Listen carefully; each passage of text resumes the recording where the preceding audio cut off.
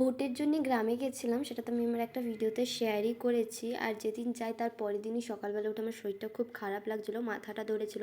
তাই মাকে বললাম একটু চা করে দিতে, আর মা সকালবেলা আমাকে লিকার চা করে দিয়েছিল আদা দিয়ে। তারপর ফ্রেশ হয়ে আমি চলে গেছিলাম মামার বাড়িতে। মামিরা ডেকেছিল, সকালবেলা খাবার বানিয়েছিল বলে। আর গিয়ে দেখছি গাছে কত বড় বড় এবছর কাঁঠাল হয়েছে। এর মধ্যে তো অনেকগুলোই কলকাতা দাদু দিদা পাঠাবেই। তারপরে ওখান থেকে মুড়ি খেয়ে আমি আবার বাড়ি আসলাম। বাড়ি আসার সময় দেখি মাঠের মাঝখানে আমার দাদা মামারা সবাই বসে কী করছে। ওরা আসলে আম পেড়ে এনেছিলো কোথার থেকে, সেই আমগুলি কেটে খাচ্ছিলো আর আমাকেও দিয়েছিলো। আর আমগুলো না ভীষণ মিষ্টি ছিল।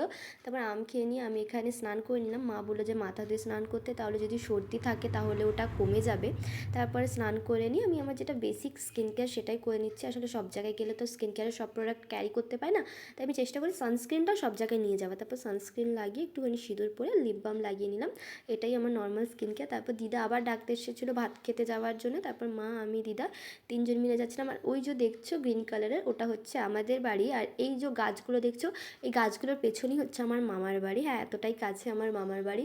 আর এত গরম ছিল, আমি গিয়েই ফ্যানের সামনে বসে পড়ি। গিয়ে দেখি মামিরা এত গরমেও এত কিছু রান্না করেছে আমাদের জন্য।